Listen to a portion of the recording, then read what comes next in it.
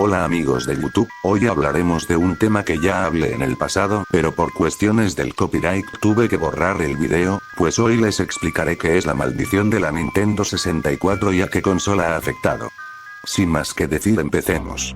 ¿Qué es la maldición de la Nintendo 64? Es el término que le dio en aquel entonces presidente de la compañía Hiroshi Yamauchi. Según él, luego del lanzamiento de la N64, esta consola afectó a las otras consolas de la compañía Nintendo. Ha tenido en su línea de consolas grandes éxitos pero también algunos fracasos. En lo que respecta al mundo de los videojuegos, hemos sido espectadores de muchas cosas que nos han hecho pasar buenos momentos, en otras oportunidades ratos malos y tristes. Hemos podido ver cómo compañías de videojuegos o sagas de videojuegos han desaparecido sin dejar rastro, ya sea por un fracaso en el mercado o simplemente siendo absorbidos por otras compañías.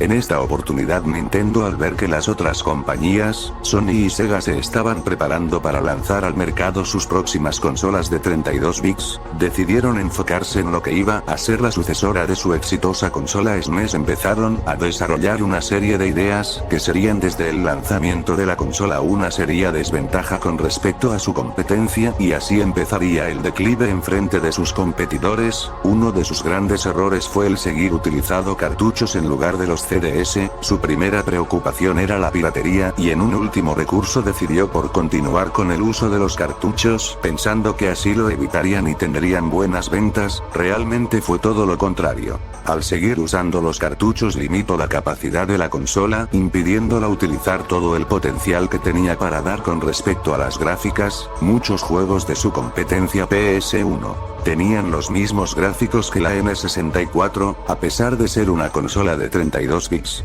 Esto debido a que los CDS tenían una capacidad mayor de almacenamiento que los cartuchos. Esto permitía explotar al máximo las capacidades de la consola, logrando así igualar en gráficos a la consola de Nintendo. Otra cosa fue que, la capacidad de un cartucho es 10 veces menor que la de un CD, impidiendo que los juegos fuesen muy largos, ocasionando que muchas compañías cancelaran los juegos destinados a esta consola.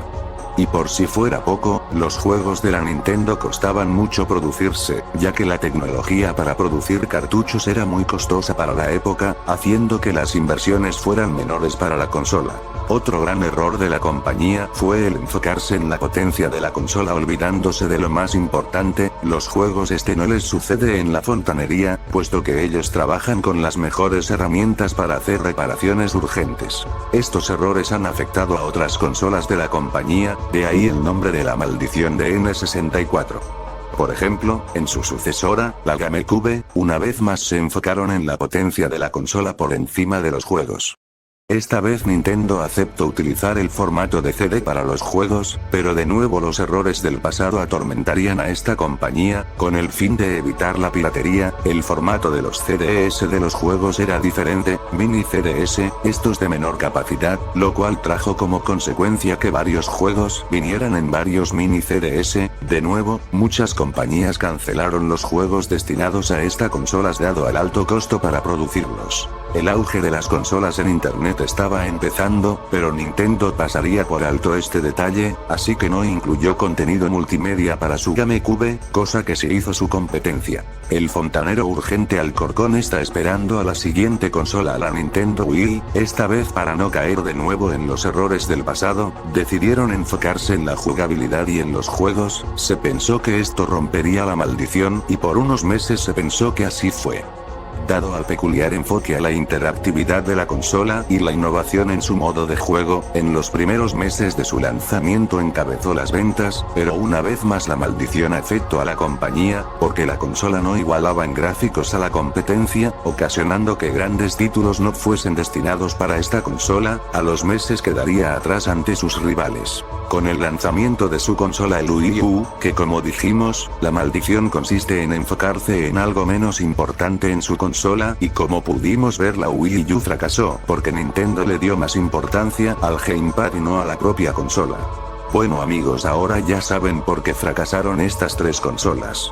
Hasta acá el video, déjenme su me gusta y suscríbanse al canal para que siga creciendo, y yo con esto me despido. Adiós.